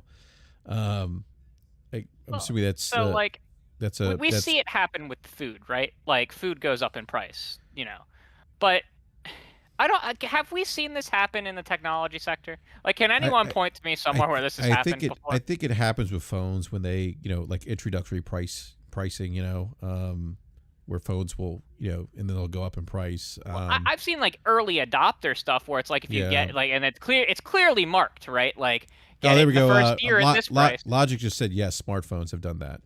Okay. Yeah. So I get that, but I think, and I'm sorry to cut you off, Crusader, but I think from a gaming standpoint, specific to gaming, maybe we haven't seen that, but it's not. Well, generally speaking, as products, we don't. It's not uncommon. We see it when like a new console comes out, like the Xbox One X versus the One S, but like that's a different function. Like the Switch OLED, it has more. Like we see them naturally increase their prices, at least with the hardware, to account for inflation, generally speaking, when they release a new product line, right? PS5 was $500 over the PS4 is $400. Yeah. I'm sorry, we naturally see them. We see them naturally do it, because like with Cheetos, there's no Cheetos 2, right? You're not getting Cheetos 2. Cheetos are just going to go up in price in the supermarket as supply, demand, and inflation dictates. But like with technology products, usually that's relegated to when they release a new technology line. You know what I mean? Like generally speaking. That being said, we see like graphics cards shoot up and down in price, but that's not their MSRP. That's the market itself, because there's no there's no mandated MSRP that the sellers have to sell them at. Yeah, and that's why I mentioned supply and demand, and we were talking about this on Twitter. I said maybe supply and demand, because we do see supply and demand, with other consumer products. I mean, like somebody just mentioned, like cars, automobiles right now. I mean, there's some. I just bought a car recently, and I saw a little bit of that, because it's not uncommon to drop by I don't know about you guys, but where I live, like, and I was actually up in another state this past weekend, drove past a dealership. There's not a lot of inventory. So yeah, my cousin works at a Cadillac dealership, and he said they're finally starting to get more inventory after like 8 months. Yeah. So, but no, I think R6 still he's talking about inflation, which is, which goes back to, what I said about the cost. Reasoning. Oh, we don't know, but we don't. Did they give a reason for the increase? They said that it was to ensure innovation within the VR market. But what's interesting is that they really don't have any. but what's interesting is they don't have any competition in that market too. That's the other interesting thing. They don't. So do wonder if this leaves PlayStation a big window. I was just about to ask that question Yeah. too, considering like PlayStation VR2, which I guess we'll go ahead and talk Did about they it. ever We price got 30 the minutes left. PSVR2 yet? No, not yet. But they did No release date some, either. they did release some feature sets that are of PlayStation VR2. Like they showed like, you know, that you could stream actually. People can watch you play PlayStation VR2 with the PlayStation 5 camera. You can actually, just like the Oculus Quest 2, you can kind of look at your room, map out your room, your safe zone, so you don't run into anything. Those kinds of things. You can see your, you know, the you know, the joy, not the joysticks, but the hand, whatever they're called. So yeah, but yeah, it's interesting. And I guess where does this put PlayStation VR2? This PlayStation, and I always thought PSVR2 would come in at $400. I want to hop in on this. Yeah, go ahead. I think that it puts them in a good place, but it still does limit you to, as far as we know currently, it limits you to only the PlayStation, correct? Like, we have no news if you'll be able to plug it into a PC and use it as a generic Windows mixed reality headset. Because you can do that with an Oculus, and you can play Steam VR games with the Oculus. Like, you don't need the Steam VR to play Steam VR games. You can actually use Windows mixed reality, and that is a big additional benefit that gives. I mean, it's not helping Facebook out at all, like with their software sales, but you can actually play games that weren't necessarily designed with the Oculus in mind for it. If PlayStation, if like you can plug that headset just like you can pull a DualSense controllers, and like the full like development kit is available for PC developers as well as console developers for the PSVR 2, then I think that PlayStation has a big chance to usurp that market.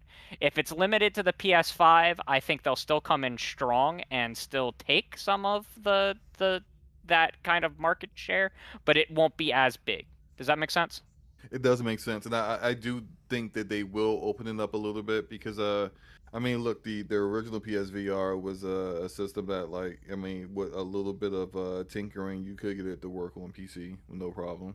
I think it would be smart for them to make sure it's not just something that is only uh, possible to use on a PS5. But I think that they do have an opportunity here, considering look, you look at just the specs alone. The specs alone, it's a more powerful VR headset than what the Quest 2 is. So if you are pricing it competitively with the Quest 2, you can definitely eat in on whatever market gains that they're getting off of sales off the Quest 2. If you got a more powerful headset, you're marketing it with the PlayStation 5, which you're going to have games that are first party games that you're developing on it that you are hoping are going to be of high quality. You got that there, and then it also can do all the other things that the Quest 2 can do, like, you know, you can connect it to your PC, play it on Steam, which, considering how big Sony is right now with moving into the PC market, it will make a ton of sense for them to make sure the PSVR 2 is compatible to PC. You know, that's just, you know, benefiting all their dual markets that they're currently working in. So it all makes sense to me. Yeah, if you want to grow VR, you can't segment an already. I hate saying that it's niche because there is a large audience, but comparatively to like every other type of gaming market, it is niche. You know what I mean? Um, and segregating it, I just don't see it super growing. Yeah, exactly. In Infinity, it presents devs with the problem of choosing to develop for it versus developing for VR on PC. Yeah, If they which is don't, why I think they know that, and why they are acquiring and publishing exclusive content for the PSVR itself, which is because they know that, like, we can't fully expect other third party developers to do what we would love them to do, which is to make great content for the PSVR 2, and on, you know, in conjunction with PS5, or say on PC or whatever. But like, you can make sure you got great content by actually developing it yourself, which is what I think Meta slash Facebook has been trying to transition to when they started finding quality, looking at quality developers that have made quality content in VR and saying, "What's your price? We'll get you in house. We'll give you a budget. You can make whatever you want." Because that's what they did with Ready at Dawn. At the time, everybody thought Ready at Dawn was going to go to PlayStation or something, but instead they went to Meta. Just it was a like a big question mark thing when it happened then. But if you look at like the entire VR market, it makes sense. Like these platforms need to have their own content. It's no different than what we say about Xbox, right? Xbox gotta have first party content to grow in the areas that they want to grow in. You're going to have content that's exclusive to your platform, content that people are going to want to play, and you can't rely on the third party to provide that for you. You're going to have to do that yourself. And so Sony and Meta have to do that for both of their platforms in the VR market too. Yeah, those are great points, and there's some great points here in the live chat. Gaming Logic's talking about PSVR2, and right now he doesn't think it's going to be compatible with PC. But no, I mean, yeah, I mean, I think we haven't even heard if it's going to be backwards compatible. I would. Right? I don't, like if PSVR I don't think it's 1 going games to. are gonna be, I don't think it and is. that's going to suck. Yeah, I don't think it is. Right? I thought they may, and again, I could be wrong. I thought that maybe it's not, but I would need to go They back. haven't stated anything. Okay. There's been speculation that it hasn't because they haven't said anything. They've refused to comment. Like they have directly refused to comment, just not like didn't respond. I think doing that would obviously entice some people to get PSVR 2 if they're on PSVR 1. It's probably just too disparate. Like with how it functions to do that, which sucks because like I got a bunch of free PSVR games from the summer of play last year where they were trying to get everyone to play inside. That I'm literally they're just gonna sit in my library because I'm not, if I'm gonna get a PSVR, it's not gonna be the first one. Yeah, I hear you, man.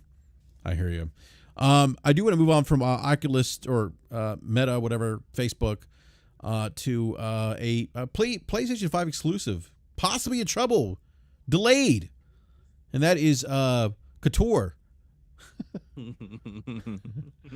with the main protagonist, Reaver. and the antagonist, Dark Malik.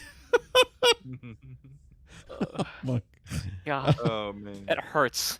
Oh my God! So Jason Schreier reported that Knights of the Old Republic remake, which was announced last year at Sony's not State of Play, but their Sony Showcase, PlayStation Showcase, which actually shocked a lot of people, given the roots of Knights of the Republic. For those who don't know, it was the original. It was on the original Xbox as an exclusive on the original Xbox, and it really, really good exclusive, great exclusive. One of my favorite games on the original Xbox. Helped put that console on the map, but yeah,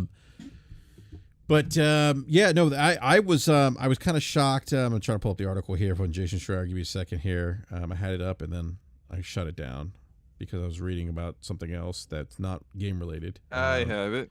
Oh, okay, go ahead, Slow-mo. Thank you.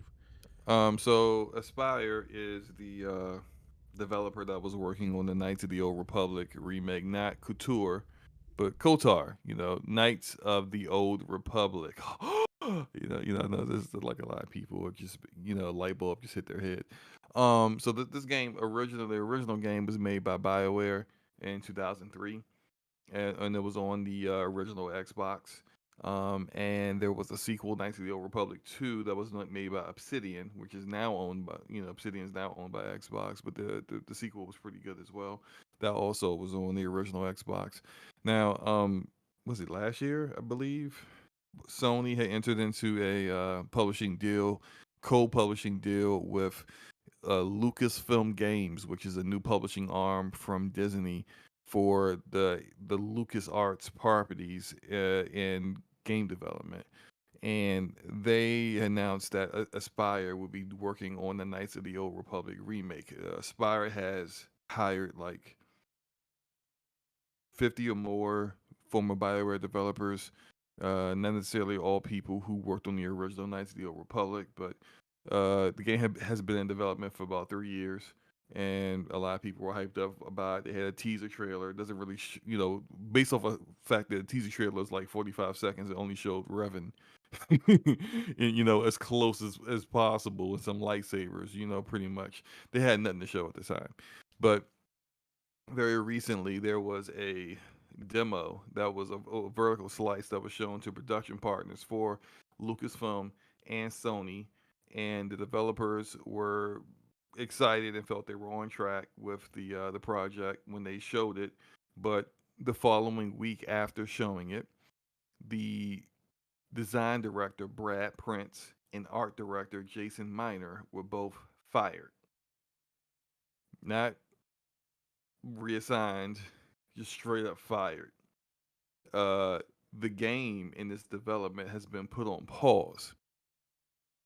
So in that time period, the Aspire said that they will be working on finding projects for or other contracts for the developers that are there to work on in the meantime, which doesn't look good for it continuing with Aspire going forward. Back in May, Saber Interactive was added as a support studio of the project, which is something that Saber is well known for doing. They do a lot of work like that, and it is rumored that Saber now may take over it completely. And I think that's about it. Like, the fate of the game is pretty much unclear. It is what it is. It could be canceled. It could maybe come out with Saber Interactive as the main developer, or they may find a different partner to make the game. Probably have to start over. But essentially, a game that they thought was going to be released in 2023 is looking at, like, if it does come out, it's going to be like 2025 or later.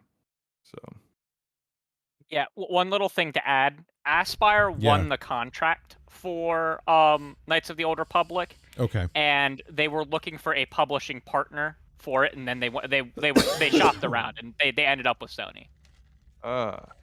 This- so it was true that they had went to Xbox at one point. I don't know if they went to Xbox or not, but Aspire was given the contract before Sony was involved. Got you. I do believe they went to Xbox. I mean, there was Mr. Matty Plays knows a lot of people within the RPG, like developers within the RPG sphere. So I generally believe him when he said he had heard that Microsoft did talk to them about it. I mean, if you look at like Aspire's work, right? They for the last like 25 years they've been nothing but a glorified porting and remaster studio. Yeah. And their work has been very hit or miss. I mean, most recently they just released, what was it? It was KOTOR 2, right? Mhm. They released on the Switch, Yeah. and Yeah, it the was Switch, yeah. broken for like a month and a half, where you couldn't Mhm. get past Onderon. Yeah. Um, And then That does not they inspire actually told confidence within people me. that they didn't think they could fix it. Yeah. That's what I have never heard that before from, like, someone to be like, "Hey, we got a game breaking bug. Yeah, we probably can't fix that." What? The only time I've ever heard that is with the Blood on the Ice quest in Skyrim, because that shit's that's the house in the one city. It's like fucking broken. But I wanted this game to come out and be good. I was prepared to buy it on PlayStation the day it came out, buy it again on PC the day it came out, and then, because it is supposedly a timed exclusive, I would buy it again on Xbox when it came out, and I was prepared to play the living crap out of it. I love RPGs, love classic BioWare RPGs, love Star Wars. It's literally everything I could want, and it was pitched as, what if, like, the Final Fantasy VII remake happened to a Star Wars game, right? That's what I've heard that it was pitched as. And that sounds incredible. Absolutely incredible, especially since I'm playing the Final Fantasy VII remake right now, and boy howdy is it good. And this sucks. But, like, I don't know, like, and you were in that Twitter whatchamacallit yesterday, correct? Twitter I was, Space, I was yeah, talking with the Twitter Spaces with you yesterday. yeah. And a lot of people are like, well, why did Aspyr get this and not like a Sony studio or like someone like Obsidian who worked on KOTOR before, or maybe even BioWare? Well, and it comes down to this. Those studios are working on their own things, their own IPs that they have full creative control over. This is an IP, a set IP within an IP, right? This is Star Wars, but not is it just only Star Wars. It's Knights of the Old Republic, something that already exists. And it's also not a sequel to the existing Knights of the Republic games. It's a remake of the original one. Now you have a little bit of freedom to add and extend quest lines and change stuff up a little bit, so that like because I was highly doubting it was going to be the turn-based game that it originally No, was. no, combat wise, that was Yeah, going to be the main thing that had needed to be updated because yeah, combat it's old school Bioware combat where it's like you queue up attacks, you put the game, you pause combat, yeah. shift to focus to a different character, queue up attacks, that kind of deal. That stuff is fine for its time period, but people typically don't want to play that anymore. Yeah. And you know, who what major studio would really want to do that over like Obsidian? Obsidian has been wanting to make Avowed for a long time. I've said that in interviews. They're working on that, and they're working on the Outer Worlds. Um, I've heard people say like give it to Sony Santa Monica. Well, they want to work on God of War, and it sounds like they want to work on.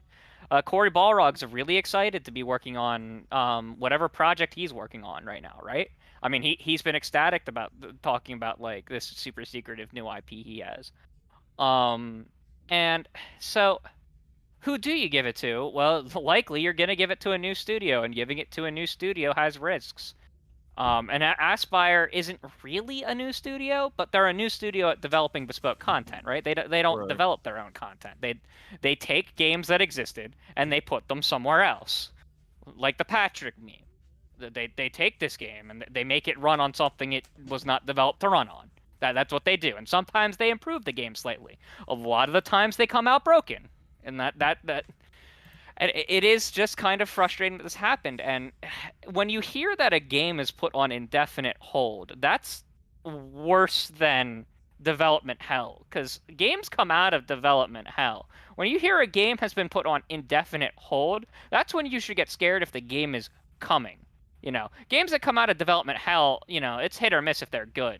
Like, I'm actually fearful that this game won't come out now.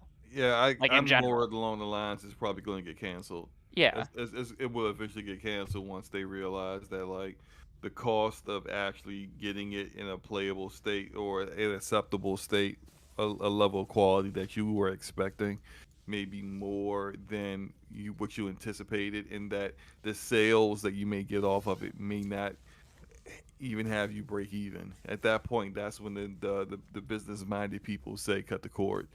It's funny because it's like when people brought up Bioware, and why is it? Didn't they go back to Bioware? They made the first one. Well, it's funny because Bioware twice in the past decade tried to do a remake of this game, but EA, back when EA had exclusive rights to the Star Wars IP, said no twice. So it's funny just how the timing is because now EA doesn't have exclusive rights to this stuff anymore, but you And know BioWare's all full up. They got Dragon Age queued up, and they got the next Mass Effect game queued up. right. and Like it. and honestly, like with the way they performed, I wouldn't want them working on anything else right now.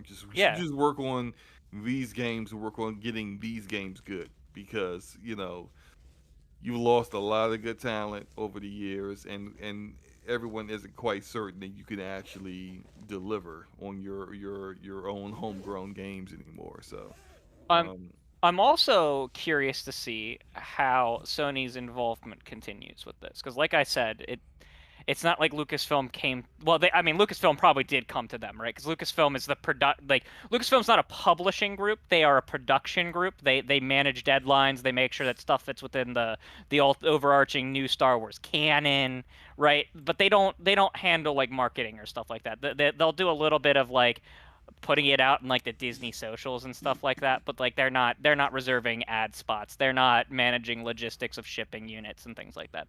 No, That's they going to don't do fall that. down to Sony on PlayStation and Aspire on PC, and if it would come to another platform.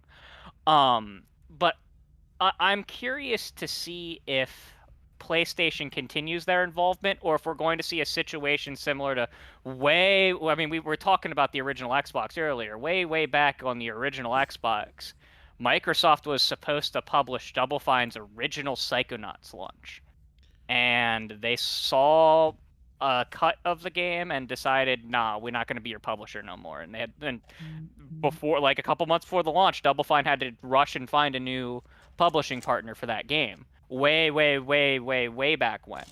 Mhm. And I'm curious to see if Sony wants to stay involved with this project long term.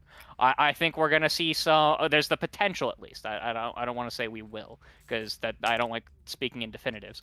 I think there's a good chance we see a lot of radical headlines come out from this, with more Jason Schreier reporting.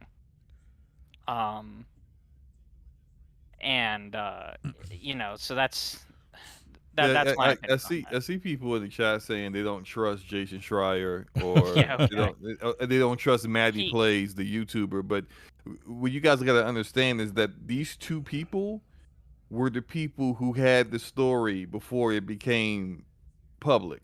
Like, both of them knew that Aspire was developing the remake before it became public. Both of them knew all the information about the insides, like the development of the game and what like their goals were for game design and all that other stuff. So like, you guys may not like those people personally, whatever your personal reasons are, but like, saying I don't trust them when they are the only people who have reliably giving you information on this game is kind of like, it's kind of silly at this point. say Yeah, all you want about.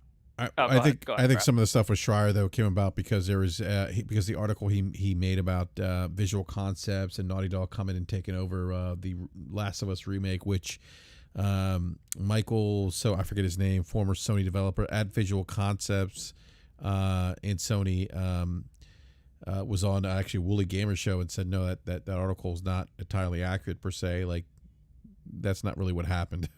So I think that's where some of the stuff with Jason's coming from, where the story came out and then you have somebody who's actually at the studio who's like, no, that's not quite how it went down.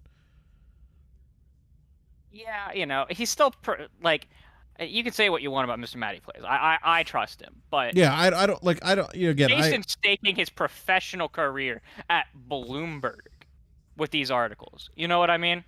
Yeah. So if he's reporting it, that's the information that he was told from people within the studios that he believes. Now, some people might be privy to something, some people might be privy to other things. Exactly. Who knows if the I was person going to say on that, right? who knows if the person on Wooly's show was privy to literally everything. No, he was like the head. Was he the head of the studio? Okay. Yeah, he I had was. no Yeah, idea he was. this. He was. Yeah, he's actually he left to start his studio, with the guy the writer creator of Days Gone. What's his name? Jim Garvin. Okay, I remember that. I remember this. Okay, yeah. So he was a high up guy. Like, this Yeah. wasn't Okay. like, this guy was, he knew what was going on. Well, still, like, So he was the head of the unnamed studio that was doing the remake.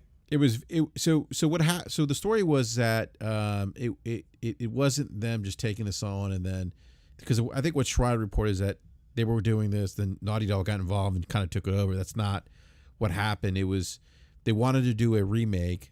Given the relationship they had with Naughty Dog, they talked to Naughty Dog. They discussed a bunch of games.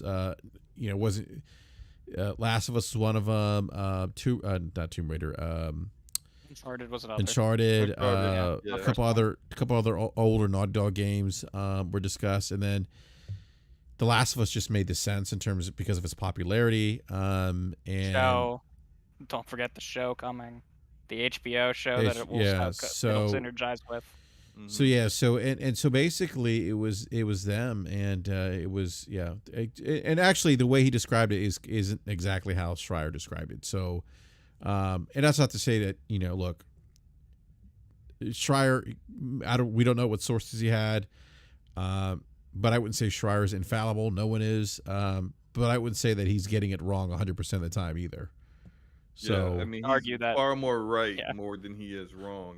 This is the only time where you can point to there's been a discrepancy or something where he got like something a little wrong or it wasn't quite the way he said it, then like, I mean, look at his track record over the history of his professional career as a journalist in this industry. Like, if you're gonna harp on this, is that like he's always wrong about everything. It seems like you may have like an axe to grind with the person versus actually objectively looking at his body of work. yeah, and I'm sorry, I said saying visual what is. concepts. That was Well, the studio yeah. behind Yeah. the old NFL game. Visual arts. Right, I'm sorry, right. visual Yeah. arts. And I mean, frankly, I don't like Jason as a person. I Like don't either. yeah, like his Kind of a dick. his demeanor and how he Yeah. speaks to people on Twitter is completely unprofessional and unnecessary, I think. But then when it comes to there's that part of it, then it comes to him actually doing his job. I mean, that's the reason why he's so damn arrogant. I mean, It's I'm that blocked by him. Oh, you are? Yeah, I he somehow I've went dodged that after block. I don't know why. So I don't. Do you guys know who? Her Twitter handle was Dirty Effin' Hippie. She used to be a writer for Game Informer. Yeah, she's at I know you Bungie do, now. Yeah. She's now a Bungie community manager because she couldn't take being a game writer anymore because of how bad it really started when she wrote an article about her interviews with some people at CD Projekt Red, and it conflicted with some of the things that Jason said, but Jason came out and actually showed some of his sources, like some redacted emails and stuff, and fought back in an article. But the way he was speaking to her was he was talking down to her so much, and his fans were going rabid and harassing her and harassing her. And I spoke up and said, hey, you should probably like tell people to just not attack her. And he just blocked me. And I was like, okay, Yeah. cool. Yeah, that sounds like his MO. I remember Yeah. him going after. You know who Jeff Kanata is? No. Okay, so Jeff Kanata has had like this long-running podcast called DLC for like over a decade. Okay. Now. Jeff Kanata, he's got a nice following, but he's known in the industry, but he's not like a super well-known guy. He doesn't Sure. really like promote himself like that. But he had said he had talked about his experience playing The Last of Us Part 2. It's right around the time the game had just came out. And I forgot the kind of analogy that he made, but it brought up like it wasn't disrespectful at all, but it did bring up like Jewish people, Okay. and Jason being Jewish freaked out, and essentially like kept quote retweeting him and saying, "Are you really saying this?" Like basically taking him out of context on Yeah. purpose. And Jeff was just like, "Yo, you and I have been cool before. Why would you think I would be disrespectful about like Yeah. Jewish people at all?" And he just like completely ignored anything in regards to squashing it. It just seemed like sometimes he gets into his modes where he wants to pick a fight with somebody, and it's just weird. Like also the whole thing with Yang Ye, he really that was the first time where I saw like, okay, this guy's ego is out of control because he was like his issue with Yang Ye was Yang Ye had done some basically what Yang Ye He was a does. He's basically provocateur. just, he did call him Remember that, that? didn't he? Yeah, no, he did. It was he wasn't very. I thought he was a little disrespectful. Very disrespectful. But Yang Ye was trying to be as professional as possible. Very like never took the bait. Jason was basically just trying to get him to become like angry at him somehow or something. But Jason had taken issue with Yang Ye because Jason would write an article at the time he was at Kotaku, and then Yang Ye would then take the article and just kind of like read portions of it and then give his opinion in a YouTube video. I think Jason's issue really was that Yang Ye was getting all these views Yeah. in his videos. I think at that point he was almost at 1 million subs. And Jason was like, "You're stealing from my content," basically. So, and then people in his comment section of his videos were calling Jason all kinds of names, and Jason was blaming it on Yang Ye, like, "This is your fault. This is your fan base. Your people are doing this because of you," even though like Yang Ye Gotta had been work, nothing but yeah. respectful, right? And so then I had saw on Reset Era that like during his one-on-one talk with Yang Ye to kind of squash the whole thing which ended very respectful. But then Jason jumped on Twitter and acted like Yang Ye was a hack and all this other stuff right afterwards. That Jason Schreier was on Reset Era, like basically with his groupies on Reset Era, saying all this completely false and sometimes racist stuff about Yanye. He had nothing to say about it. So I was just looking at it like, okay, so you expect Yanye to police his comment section and get out, make sure no one says anything anti-Semitic, no one says anything disrespectful about you, but you could sit in the Reset Era message board thread and let other people say the exact same about him and have nothing to say. I'm like, you're a big hypocrite. So it's just like I could go on and on about my issues with Jason Schreier, but all that said, the work that he does, yeah, you can't take your personal feelings about a guy and then place that over like the work that he does and dismiss it as if it's not valid. It is valid. He's got connections in this industry far more than most people have, and the work that he does is good work. So regardless of how much you may dislike the guy, that he may have blocked you, he may have said something about you or whatever, then he blocked you, whatever, like it is what it is. Like the guy still does good work. So yeah. Hey, gentlemen, I don't mean to cut you guys off, but it's 10:30. I do got to get going because I got to wake up early tomorrow morning. Good.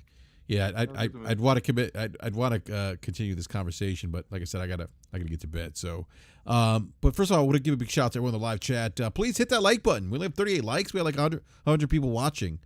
So smash that like button, and thank you all for watching. Really appreciate it. Also want to thank you. A big thank you to our guest, Crusader. Crusader, always a pleasure having you on, man. Please let everyone know they can find you. On. Yeah, I love being on. I love. Thank you, man. Talking about video games is way better than typing about video games. But I mean, playing them is the best, you know. Absolutely. You can find me on basically every platform: Xbox, PlayStation, Switch, at Crusader3456. I think the only one that's different is, Steam, which is Crusader Lord of the Realm. So far, I think I've only ever had one person who can tell me what that is a reference to. So if you can tell me what that's a reference to, I will follow you back on Twitter. Yeah. But good times, good show. Absolutely, man. Again, appreciate having you on as always, man. Thank you again. Yeah. And then we got Slow-Mo. You guys, Slow-Mo, Forte wasn't here this evening, but you guys have a show tomorrow. Yes, we do. If we do, it's going to be a very interesting show tomorrow because I got a lot to say about some of the stuff that's been going on this past week. So it's going to be a good time. On my channel, Slow-Mo Backslap YouTube channel. If you haven't subbed yet, go ahead and sub to it. And we'll be going live 9 p.m. Eastern Standard Time tomorrow as usual. Gaming Forte will be my co-host as usual. We might have a special guest with us. I haven't quite confirmed it yet. When he does come through, he's got some things to tell us about Halo Infinite, some things that he's learned that isn't quite public yet. So if he doesn't come tomorrow, he's coming the week after. So just FYI. But come check us out whether he shows up or not. We got some smoke. Regardless, so it's gonna be a good time. And Crusader, good podcast with you once again. Yeah, it's a great podcast with you. I should probably do a shout out to TXR. I'm on TXR podcast Sunday nights at 9. Xbox podcast, good time. Absolutely, man. And Forte's here. Forte, man, you were in time for the outros. Let everyone know they can find you, Forte. He just came in here to just show himself, and that's yeah. I think he did. Well, look, everyone. What's that? What you say? I just heard my name. We said Forte. You are in time for the outros. So I said, let everyone know they can find you. Well, I literally just walked in the house like 10 minutes ago. So. Oh no worries, man. Slow-Mo probably already took care of all that anyway. So. No, he did. Yeah. He did. Yeah. It does say you're playing Destiny 2 though. Well, I said I just walked in the house like 10 minutes ago, so yeah, maybe. So are you now playing Destiny 2? What does Discord say? It says you're playing for 3 hours. Okay. Yeah. I definitely have been playing. So you just didn't get home. You've been playing Destiny for 3 hours. No. I literally just walked in the house. I just got home 3 hours ago. Well, I've been listen. When you are the only parent of 2 girls, Oh, and, boy. and your wife is out of the country. You're Destiny running around 2 doing a bunch of stuff. Destiny 2 for 3 hours. So the Xbox got left on for quite. Hey, no, let's be for real. Let's not act like I don't leave my Xbox on a lot. Doesn't it turn off after That's 3 believable. hours? I have my auto turn off disabled. Yeah, I also have mine okay. for Destiny reasons. 'Cause Gotcha. All right, cool. AFK looting. Yeah. Yeah, All right. the facts, Crusader. You know, Yeah. AFK forge farming back in the day. Dead now. listen. We definitely ain't tried to do these events the real way. That's funny. Yeah. Well, Forte. Yeah, we'll look forward to having you on next week, man. But Slomo did plug DPS tomorrow night. So definitely check out DPS I just heard my tomorrow night. name, so I just came. No worries, man. But everyone, thank you again for watching the show. Like I said, BRAP's got to get to bed. I got an early morning tomorrow. And we'll be back next week at our regular scheduled time, 9 p.m. Eastern time. And I think Mooch is joining us next week. So, Who's yelling? Yeah, who's yelling? But yeah, everyone enjoy the rest of the week and have fun playing video games because that's what it's about. And we'll see you next week. Video games suck. Actually play the games though, okay? Yes, play the games. Don't talk about them on Twitter. Play them. Play. You know? All right. You know what everyone. we're talking about. You asking for too much. Wow. Man, All right, everyone. man. Good night. We'll catch you next week. Where you going, Brad?